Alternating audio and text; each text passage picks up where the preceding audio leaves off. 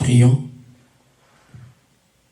Père, nous te remercions de nous avoir accordé la grâce de croire au Seigneur Jésus-Christ et même de souffrir pour lui.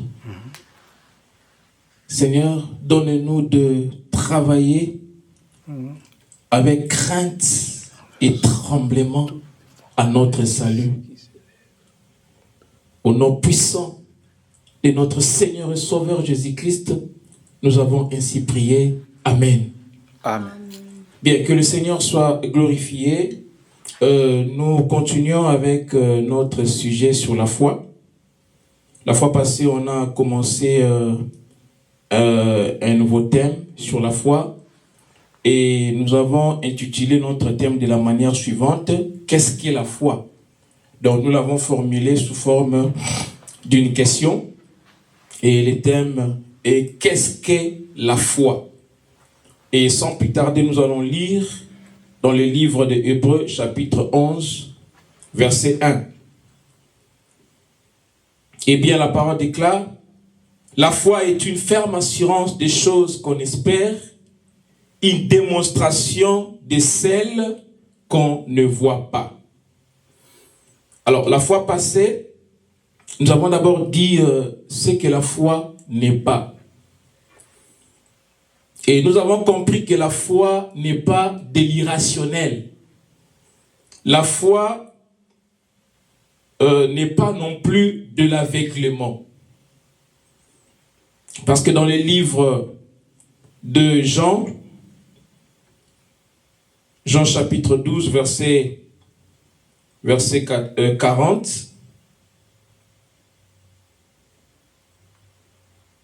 Jean 12, 40,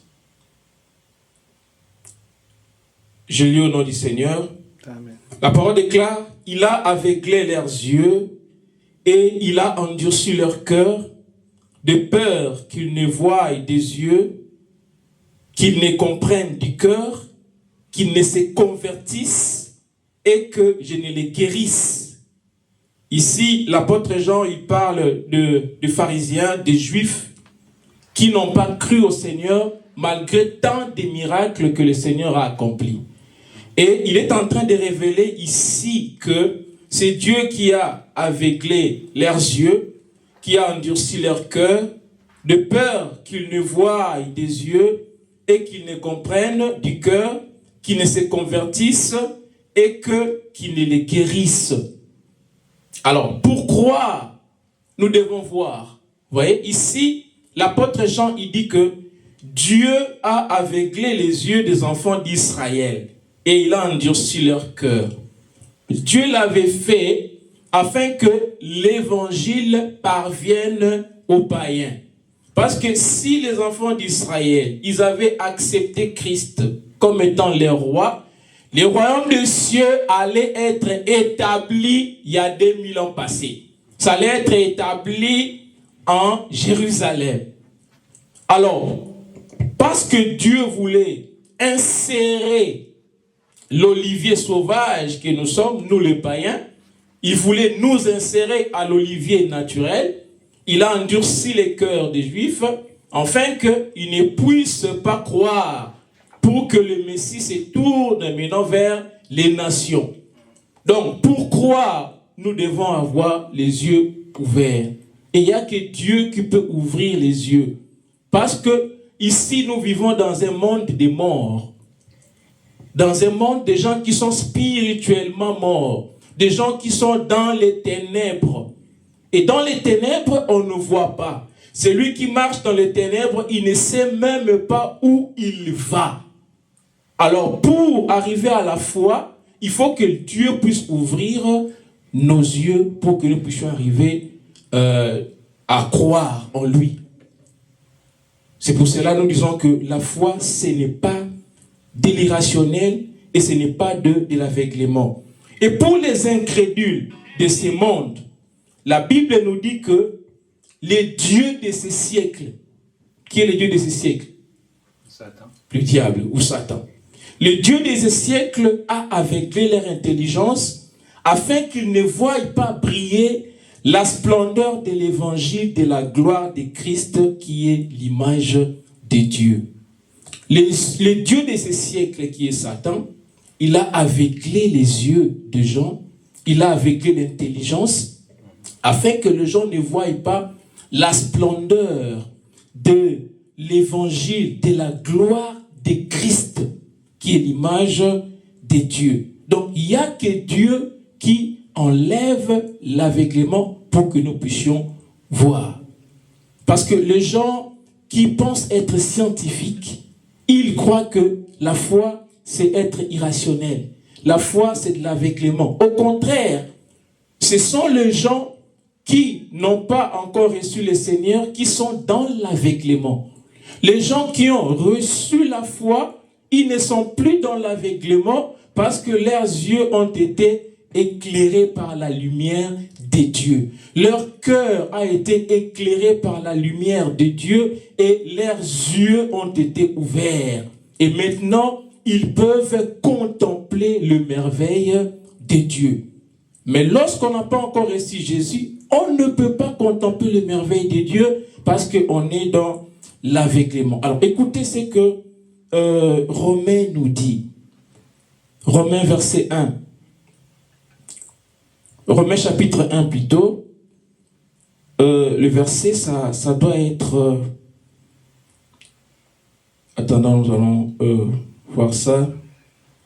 Romains chapitre 1.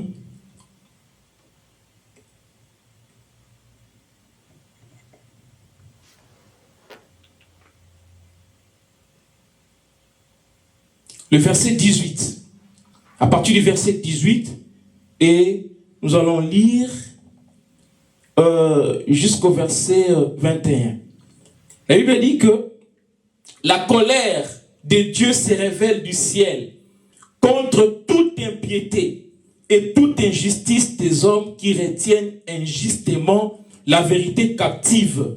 Car ce qu'on peut connaître de Dieu est manifeste pour eux, Dieu le leur ayant fait connaître.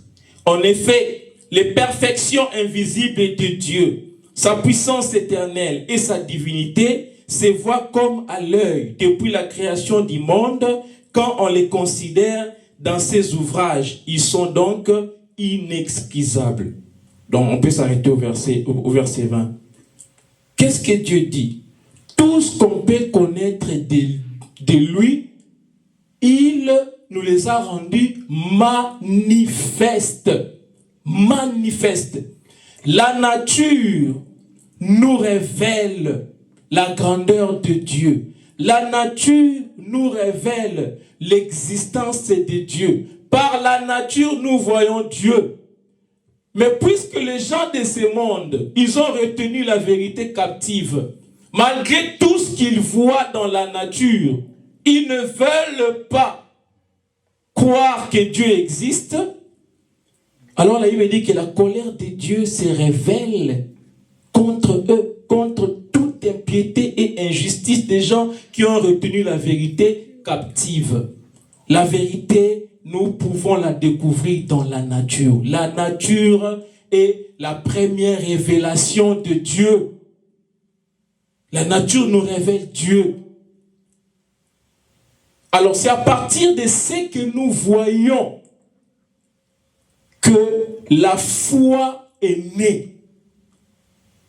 Parce qu'à travers la nature, nous voyons les perfections invisibles de Dieu. Nous voyons la manifestation de la puissance, de la magnificence de Dieu à travers la nature. Voyez? Donc Dieu ne nous a pas caché ce qu'on peut connaître de lui. Dieu a rendu cela rationnel. Dieu ne nous a rien caché de ce qu'on pouvait connaître de lui. Il ne s'est pas, certes, manifesté d'abord, mais à travers la nature, nous voyons la main de Dieu. Vous voyez? À travers la nature, nous voyons la main de Dieu. Et les hommes ont refusé de reconnaître Dieu. Et c'est pour ça que la colère de Dieu se manifeste contre cette incrédulité. Elle veut dire qu'ils sont inexcusables. Parce que tout ce qu'on pouvait connaître de Dieu, la nature nous le révèle. Voyez? Et cet aveuglement dans lequel les hommes de ce monde sont plongés, cet aveuglement tombe lorsque Dieu fait briller sa lumière dans nos cœurs pour faire resplendir la connaissance de la gloire de Dieu sur la face de Christ. Ça, c'est dans 2 Corinthiens chapitre 4, verset 6. Car c'est Dieu lui-même qui nous accorde la grâce de croire au Seigneur Jésus et de souffrir pour lui. Dans Philippiens chapitre 1, verset 29. Il nous a donc fait sortir des ténèbres et il nous a amenés dans la lumière. Il nous a amenés à la lumière afin que nos yeux s'ouvrent. C'est Dieu lui-même qui a fait ça. Parce que si Dieu ne fait pas briller sa lumière dans ton cœur, tu ne peux pas sortir de ténèbres. Alors, comme nous avons dit la fois passée, toute connaissance ou processus d'éducation implique 2 dimensions. Il y a la dimension de la raison et il y a la dimension de la perception sensorielle. Donc, ça veut dire les sens. Toute connaissance passe par ces 2 dimensions.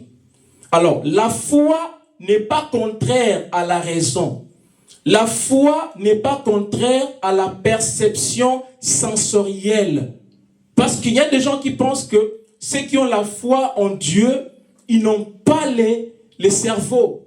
Ceux qui ont la foi en Dieu, ce sont des gens qui ne sont pas éduqués. Ce n'est pas ça. La foi n'est pas contraire à la raison. Elle n'est pas contraire non plus à la perception sensorielle. Mais la foi se repose sur ces 2 dimensions. La foi repose sur la raison et la foi repose sur la perception sensorielle, mais la foi va au-delà de ces 2 dimensions. La foi va au-delà de ces 2 dimensions.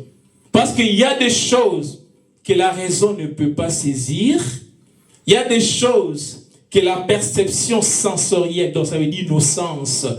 On a combien de sens? 5 sens, n'est-ce pas? Les yeux, l'ouïe, la vue, le toucher, l'odorat et le goût. Maintenant, la foi va au-delà de ce que les sens peuvent, de ce que les sens ne peuvent percevoir. La foi voit l'invisible. La foi va au-delà de ce que la raison ne peut pas percevoir. La foi va au-delà de ce que la perception sensorielle ne peut pas saisir. Mais la foi n'est pas contraire à la raison ni à la perception sensorielle. Mais la foi repose sur ces 2 dimensions qui sont la raison et la perception sensorielle. Et cette foi qui va au-delà du visible, c'est celle qui plaît à Dieu. Car la Bible dit que sans la foi, nul ne peut lui être agréable. C'est celle qui plaît à Dieu. Alors, croire en Dieu, c'est différent de croire Dieu. Tout le monde croit en Dieu, même les démons. Les démons croient en Dieu. Parce que dans ce monde, les gens disent que non, je crois en Dieu. Oui, tout le monde croit en Dieu. Cette foi-là de croire en Dieu, même les démons la possèdent. Les démons aussi croient en Dieu. Mais la différence maintenant arrive lorsque on croit Dieu. Croire en Dieu, ça veut dire croire que Dieu existe. Même les démons aussi croient. D'ailleurs, les démons, non seulement ils croient, mais ils font quoi? Ils tremblent. Mais croire Dieu, c'est maintenant croire aux promesses de Dieu. Vous voyez?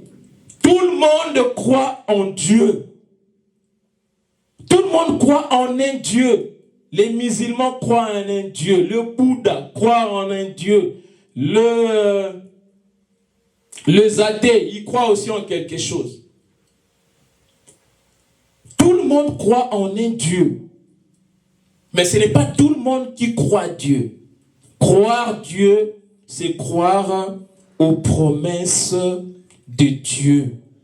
Parce que Jacques nous dit dans le chapitre 2, le verset 19. Jacques chapitre 2, verset 19.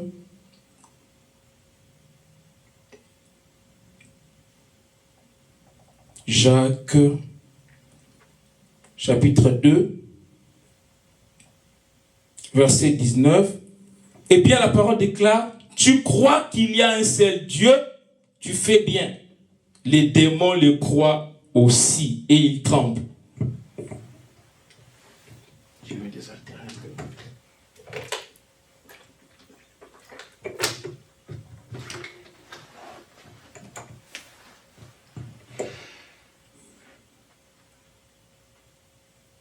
Donc,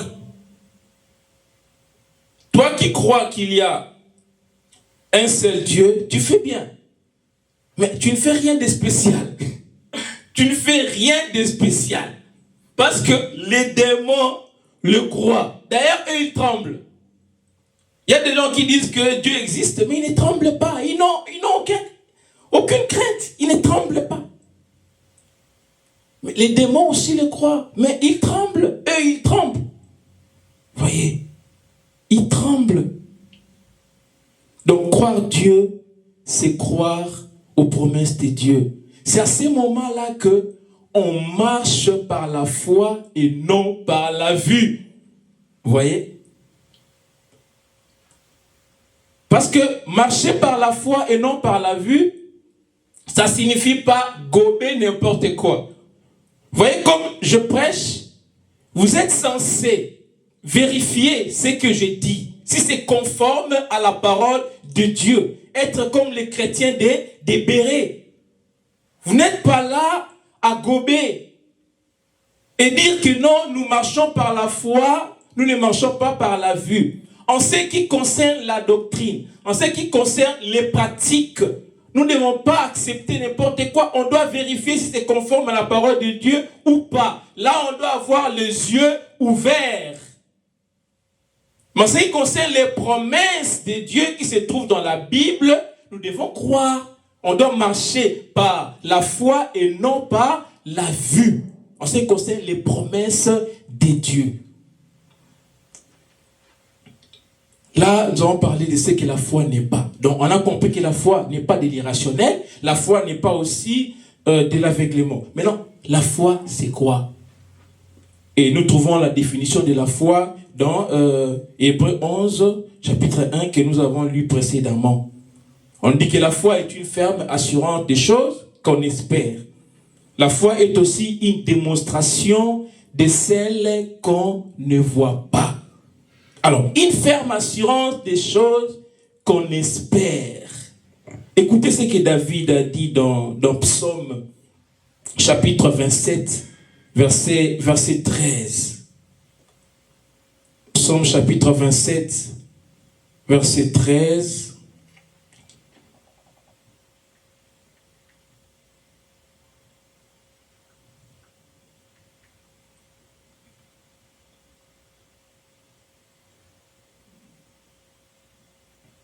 Voilà, écoutez ce que David a dit. Je lis dans la version Semeur. La parole déclare, que deviendrais-je si je n'avais pas l'assurance de voir l'amour de l'Éternel au pays des vivants?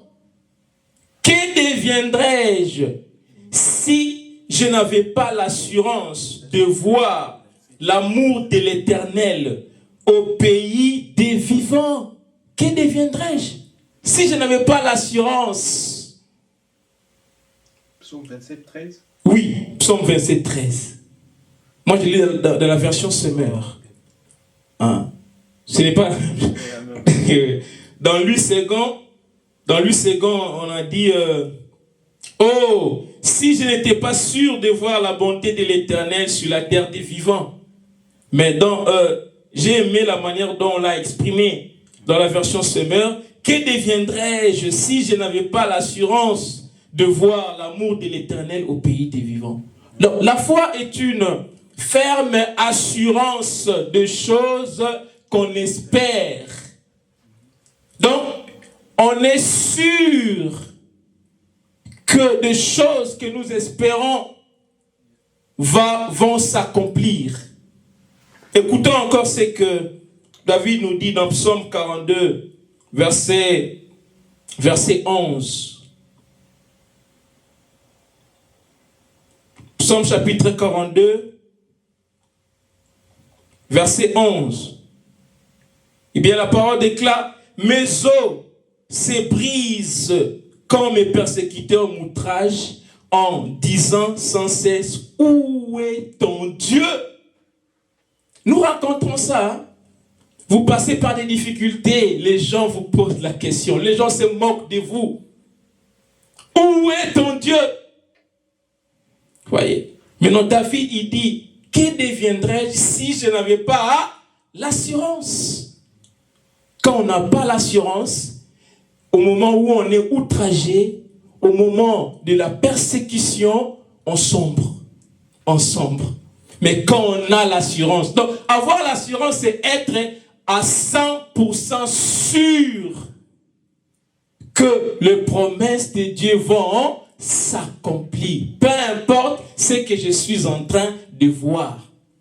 Voyez? David dit que mes os se brisent quand mes persécuteurs m'outragent en me disant sans cesse: où est ton Dieu? Où est ton Dieu? Toi qui passes par des moments difficiles où les gens se moquent de toi, ils te posent la question: où est ton Dieu?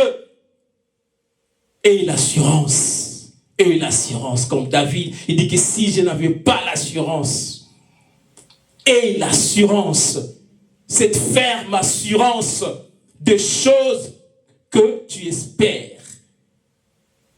Et cette assurance-là, que rien ne puisse enlever ton assurance. Et apprendre bien encore, la foi est une démonstration de celle qu'on ne voit pas.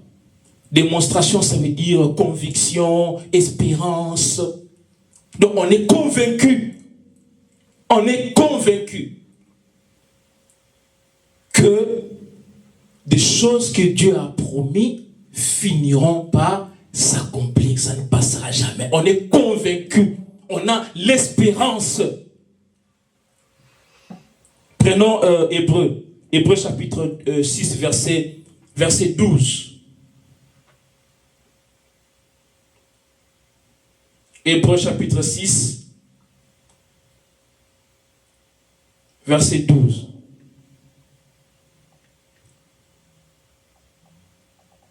Je lis dans la version Semeur. La Bible déclare: ainsi, vous ne vous relâcherez pas, mais vous imiterez ceux qui, par leur foi et leur attente patiente, reçoivent l'héritage promis. Voyez? Quand vous avez la conviction, quand vous avez l'espérance, la Bible dit que vous n'allez pas vous relâcher. Vous ne vous relâcherez pas.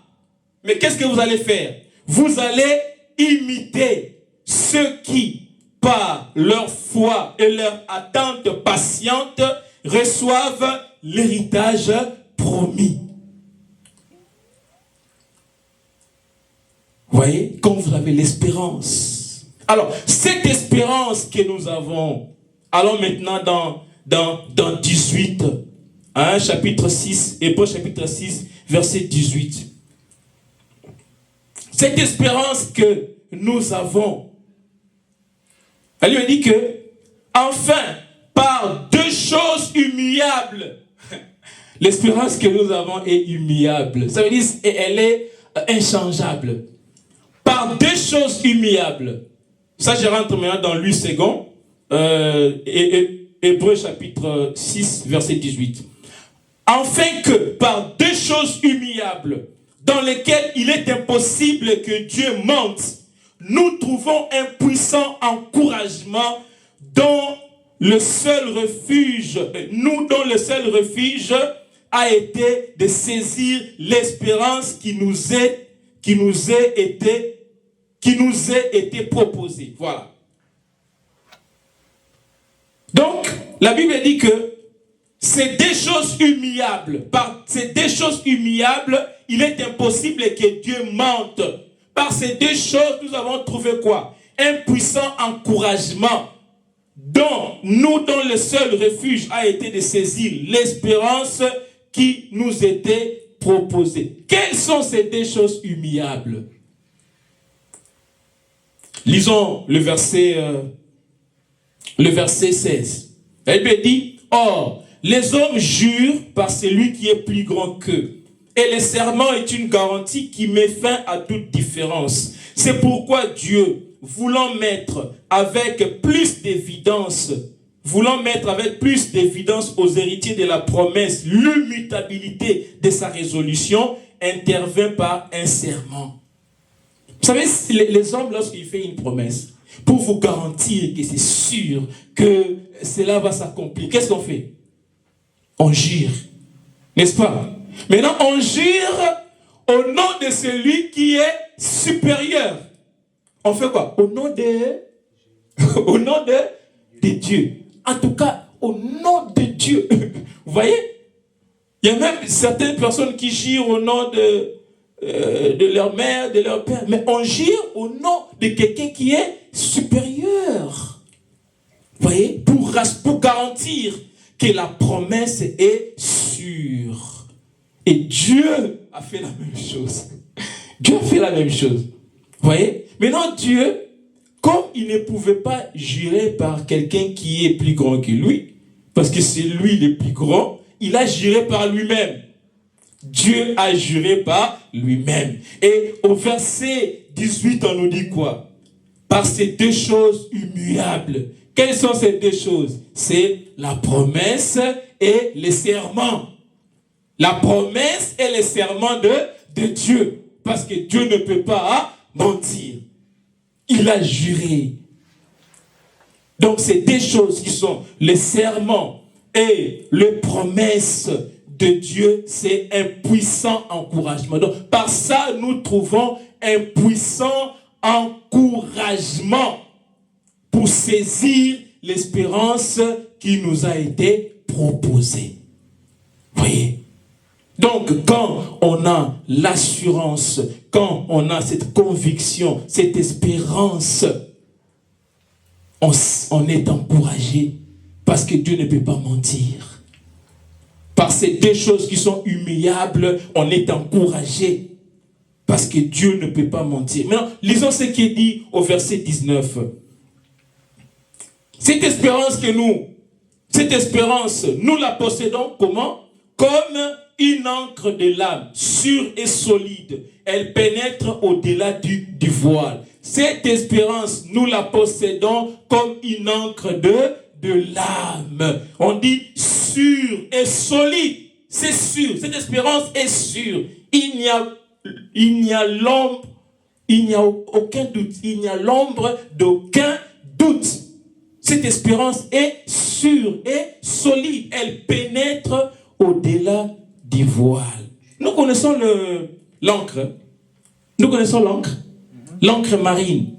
L'encre, c'est cet équipement en métal lourd que lorsque y a des vagues dans la mer, on l'attache par une chaîne et on jette au fond de la mer. Et l'encre va s'accrocher sous la mer. Pourquoi? Pour limiter les mouvements du bateau. Pour que les bateaux ne soient pas emportés par les vagues. Mais non, l'espérance que nous avons en Dieu, c'est l'encre de l'âme.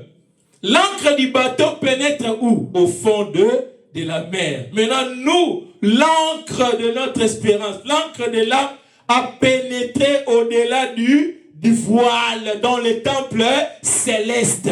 L'encre a pénétré là-bas. Et l'encre là s'est accrochée là au ciel. Pourquoi? Afin que nous ne soyons pas emportés par les vents, par le vent impétueux des épreuves, des difficultés, des situations difficiles que nous pouvons rencontrer ici sur la terre. Parce que nous sommes saisis là au ciel par cette encre. Et notre espérance est incarnée en qui? En Jésus. C'est lui qui incarne notre espérance. Et c'est lui qui est entré, c'est lui qui a pénétré au-delà du voile dans le temple céleste. Et les difficultés de la vie ne peuvent pas nous balancer. On ne peut pas être emporté par les vagues et par les difficultés de la vie, par la confusion. Vous voyez? Donc, par ça, nous comprenons que l'espérance de l'accomplissement des promesses du salut de Dieu est l'encre de l'âme qui maintient les croyants en sécurité pendant les périodes des troubles et des confusions. Voyez. Alors prenons encore Romains chapitre 8, verset 24. Romains chapitre 8, verset 24.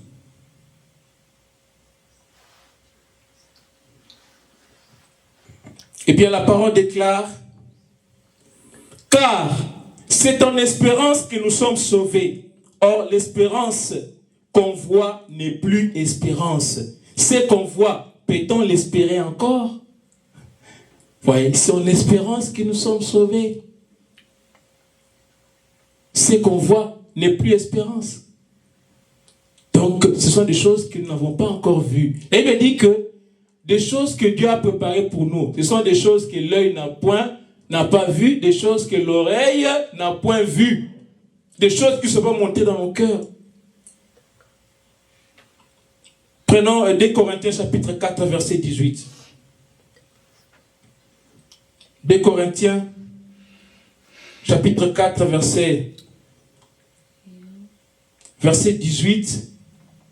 Eh bien, la parole déclare, parce que nous regardons non point aux choses visibles, mais à celles qui sont invisibles, car les choses visibles sont passagères et les invisibles sont éternelles. Vous voyez, la foi va au-delà de la raison, la foi va au-delà de la perception sensorielle, parce que la foi peut voir les choses invisibles. Car les choses visibles sont passagères, mais les choses visibles sont éternelles.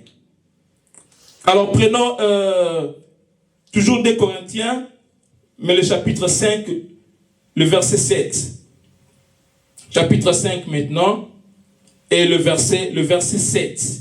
Car nous marchons par la foi et non par la vue. Donc, si nous voyons l'invisible, nous allons marcher par la foi et non par la vue, parce que nous voyons l'invisible. Les gens qui ne voient pas l'invisible, ils ne marchent pas par la foi, mais ils marchent par la vue. Et prenons 1 Pierre, chapitre 1. On va lire les versets 8 et 9. 1 Pierre, chapitre 1, le verset 8 et 9. Eh bien, la parole déclare, « Lui que vous aimez sans l'avoir vu, en qui vous croyez sans le voir encore, vous réjouissant d'une joie ineffable et glorieuse, parce que vous obtiendrez le salut de vos âmes pour prix de votre foi. » Voyez, lui que vous aimez sans l'avoir vu, en qui vous croyez sans le voir encore, vous réjouissant d'une joie ineffable et glorieuse. Nous l'aimons sans l'avoir vu, mais nous allons le voir. Parce qu'il y a deux choses humiliables qui nous encouragent. Quelles sont ces deux choses-là humiliables qui nous encouragent? La promesse et le serment. La promesse et le serment de Dieu. Merci beaucoup. Alors maintenant, quel est le contraire de la foi? On a compris que la raison n'est pas le contraire de la foi. La raison n'est pas l'opposé de la foi. La perception sensorielle n'est pas aussi l'opposé de la foi. Maintenant, quel est l'opposé de la foi? Permettez-moi de me désaltérer avant de parler de l'opposé de la foi.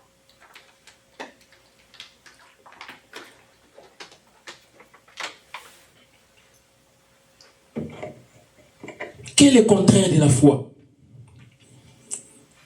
Le contraire de la foi, ce n'est pas la raison, ce n'est pas aussi la sensation. Mais le contraire de la foi, c'est la crédulité et la superstition. Le contraire de la foi, c'est la crédulité et la superstition. La crédulité, c'est quoi?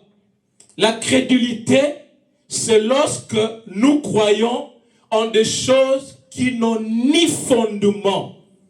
Nous croyons en des choses que nous n'avons aucune raison d'y croire. Des choses qui n'ont ni base, qui n'ont ni fondement. Des choses pour lesquelles nous n'avons aucune raison d'y croire. C'est ça qu'on appelle la crédulité. En anglais, on dit easy believer. Na lingala, en lingala, on dit bindimela mwanza. Vous voyez? Donc, vous croyez en des choses qui n'ont aucun fondement, qui n'ont aucune base. C'est la crédulité. Maintenant, la superstition, c'est quoi? La superstition, c'est croire à des choses qui sont magiques. Des choses qui n'ont rien à voir avec la parole de Dieu. Des choses magiques. C'est ce qu'on appelle la superstition. Il y a des gens qui disent qu'ils ne croient pas en Dieu. Mais ils croient dans la théorie des Big Bang. Que le monde a été créé, il y a eu une explosion, bouf, le monde a été créé. Big Bang, le monde a été créé. Oh non, l'homme a commencé par être un singe, l'évolution jusqu'à ce qu'il est devenu un homme. Ça, c'est la crédulité. Ça n'a aucune base, aucun fondement. Ça, c'est être crédule. C'est la crédulité. Ça, ce n'est pas la foi, c'est la crédulité. Et ça, c'est le contraire de la foi. Et de la superstition aussi, quand on croit à des choses magiques qui n'ont aucun rapport avec la parole de Dieu. La superstition. Vous voyez, il y a des gens, on leur dit à l'église, prenez les photos de votre pasteur, mettez sur les lits et il va vous protéger. Et ils croient, c'est de la superstition, des choses magiques. Oh non, prends ces parfums à 0 heure avant de dormir, mets dans l'eau, après va te baigner avec ça. Et dis tous tes souhaits avant de te laver et cela va s'accomplir. C'est de la superstition. Vous voyez, c'est ça le contraire de la foi. Alors, il faut une grande foi pour être un athée. Il faut avoir une très grande foi. Oui. Comment on peut croire à des choses qui n'ont ni fondement? Il faut avoir une très très grande foi. Alors, moi je n'ai pas une assez grande foi pour être un athée. Je n'ai qu'une petite foi pour croire à ce qui est rationnel. Vous voyez? Parce que la chrétienté n'est pas seulement plus raisonnable que tous les systèmes de croyances, mais elle est en effet plus rationnelle que l'incrédulité ou l'athéisme. La chrétienté n'est pas seulement plus raisonnable que tous les systèmes de croyances. La chrétienté ou le christianisme, c'est la religion qui est plus raisonnable que tous les systèmes de croyances. Donc elle n'est pas seulement plus raisonnable que tous les systèmes de croyances, mais elle est aussi plus rationnelle que l'incrédulité et l'athéisme. Vous voyez? Parce que quand vous regardez la nature et vous lisez les récits bibliques sur la création, vous vous rendez compte que ça correspond. C'est plus raisonnable que tous les systèmes de croyances de ce monde. Et plus rationnel que l'incrédulité et l'athéisme. Les gens qui disent qu'ils sont athées, ils croient à l'évolution. Alors, entre la création, les récits de la création qui est tout dans la Bible et l'évolution, qu'est-ce qui est vraiment rationnel? C'est les récits de la Bible. L'évolution n'est pas rationnelle. C'est irrationnel. Vous voyez? L'évolution n'est pas rationnelle. mais c'est irrationnel. Alors, la vérité ne peut que être découverte. La vérité ne peut pas être inventée. La vérité, on la découvre. La vérité, on ne l'invente pas. La vérité existe indépendamment de sa connaissance par qui que ce soit. Même si vous ignorez la vérité, néanmoins, elle existe. Elle existe indépendamment de sa connaissance par qui que ce soit.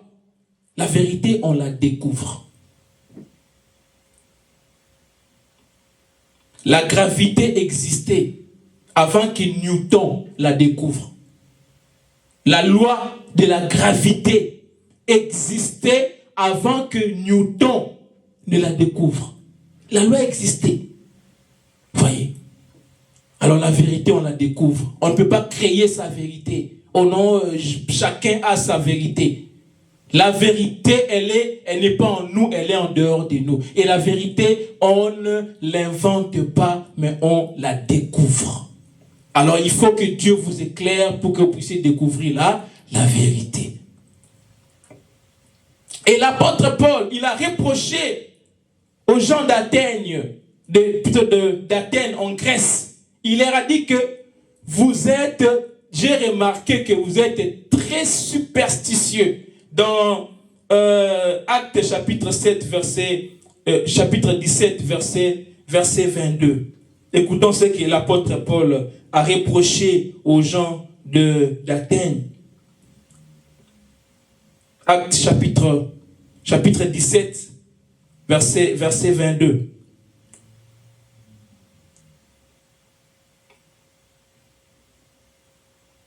L'apôtre Paul leur a dit: hommes athéniens, je vous trouve à tous égards extrêmement religieux. Dans le livre, dans la version dans la version de King James, on dit superstitieux. Je vous trouve extrêmement, à tous égards, je vous trouve extrêmement religieux, extrêmement superstitieux. Il y a des gens qui ont la superstition. Ils n'ont pas la foi. Ils pensent qu'ils ont la foi, mais ils ont la superstition. Ils croient à des choses magiques. Ils croient à des choses irrationnelles. Ils sont crédules. Ils sont superstitieux. Alors, si je vous posais la question, où est-ce qu'on peut trouver la superstition? Beaucoup peuvent croire que la superstition, on les trouve dans les vaudous, on les trouve dans le bouddhisme. Mais même dans la chrétienté, on trouve la superstition. Il y a trop de choses superstitieuses. La superstition peut facilement se glisser, même dans le christianisme. Et ça s'est déjà glissé dans beaucoup d'églises. Il y a des choses superstitieuses. Les gens croient à des choses superstitieuses. Par exemple, acheter de mouchoirs de bénédiction, acheter la photo d'un serviteur de Dieu et coucher avec ça, acheter la photo de l'acteur qui a tourné le film de Jésus, mettre dans sa maison. Et il y a tant de pratiques qui ne relèvent pas de la foi, mais qui relèvent de la superstition. Vous voyez? C'est pour cela que nous devons toujours examiner toutes choses. On ne doit pas faire foi, on ne doit pas ajouter foi à tout esprit. Mais nous devons éprouver les esprits pour savoir s'ils sont de Dieu ou du diable. Nous devons examiner toutes choses. La Bible nous demande de ne pas ajouter foi à tout esprit, mais d'examiner toutes choses. Alors, lors de la réforme des protestants, quelle était la revendication principale des réformateurs? Quelle était la revendication? Je ne sais pas si vous connaissez l'histoire de l'Église. En 1500, lorsque Martin Luther a soulevé de revendications contre l'Église catholique. Alors, la principale revendication que les réformateurs protestants faisaient, c'était la justification par la foi seule. Par la foi seule. Parce qu'à l'Église catholique, on disait que les gens n'étaient pas seulement justifiés par la foi, mais il fallait aussi les œuvres. Et Martin Luther s'est levé pour dire que ce n'est pas biblique. On est justifié par la foi seule et non pas les œuvres. Il n'a pas été écouté. C'est pour cela qu'il est sorti. Donc, c'était la principale revendication des réformateurs protestants. La justification par la foi seule. Maintenant, la question que j'aimerais vous poser, quelle est la foi qui justifie? Ce n'est pas toute foi qui justifie. Mais non, quelle est la foi qui justifie? De toutes les façons, tout le monde vit par la foi. Si tu ne vis pas par la foi, tu ne vas pas vivre. Quand tu montes dans l'avion, tu ne connais pas les pilotes. Tu ne connais pas, mais tu as foi en lui qu'il va te ramener là où tu vas. Vous voyez, quand tu conduis, tu as foi que tu ne vas pas faire l'accident. Mais il y a des gens qui, parce qu'elle est terrifiée par la peur, elle n'arrive même pas à conduire parce qu'elle croit qu'elle va faire l'accident. Donc, si tu n'as pas la foi, tu ne vas pas vivre. Quand tu vas dans le restaurant, quand tu manges, tu as foi que non, ces gens ici, ils n'ont pas mis de n'importe quoi. Mais tu ne sais pas ce qui se passe là-bas dans la cuisine. Tu manges par la foi. Vous voyez? Donc, tout le monde vit par la foi. Mais est-ce que toute foi sauve? Toute foi justifie? Non. Mais donc, quelle est la foi qui justifie? Je crois qu'aujourd'hui, on pourra s'arrêter là. Et nous allons continuer le dimanche prochain. On va parler de la foi qui justifie. Mais avant ça, je pourrais dire que la foi qui justifie, c'est la foi biblique. C'est la foi biblique. Et prochainement, nous allons voir maintenant quel est le contenu de cette foi biblique. Tu vas suivre par les médias. Donc, maintenant, nous allons voir quel est le contenu de cette foi biblique. Seule la foi biblique qui justifie.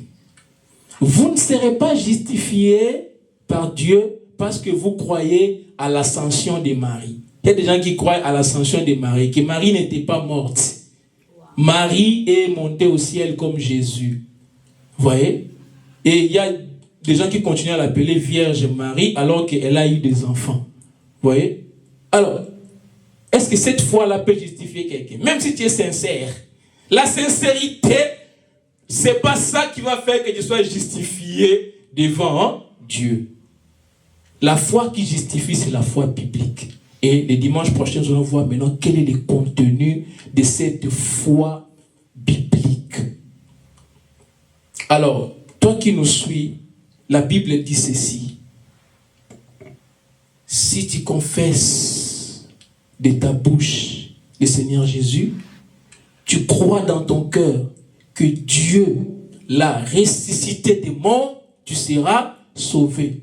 C'est en confessant de la bouche qu'on parvient à la justice, c'est en croyant du cœur qu'on parvient au salut. Alors, la foi, pour que tu puisses confesser, ça doit d'abord venir du cœur. Jésus dit ceci. Beaucoup me diront, Seigneur, Seigneur, on a fait des miracles en ton nom, on a prêché en ton nom. Jésus va leur dire, je ne vous ai jamais connu. Tu peux professer, tu peux confesser le nom de Jésus. Mais si tu ne crois pas dans ton cœur, tu ne seras pas sauvé. Pour que l'action soit complète, tu dois premièrement croire et ensuite confesser. Là, l'action est complète. Mais ça ne marche pas l'un sans l'autre. Alors, la foi, seul Dieu peut donner la foi. Seul Dieu peut de manière souveraine faire briller la lumière dans ton cœur. Seul Dieu peut convaincre du péché, de la justice et du jugement. Alors, si Dieu t'a convaincu, si Dieu a touché ton cœur, si Dieu t'a donné la foi, si tu es convaincu par ces messages, si le Saint-Esprit a remué ton esprit, alors tu vas faire cette prière avec moi. Tu vas dire, Seigneur Jésus, aie pitié de moi. Sois apaisé envers moi qui suis un pécheur. Sois apaisé vers moi, moi qui suis un pécheur. Accorde-moi la foi. Accorde-moi la foi. Merci de m'avoir sauvé. Merci de m'avoir sauvé. Amen. Amen. Que Dieu vous bénisse.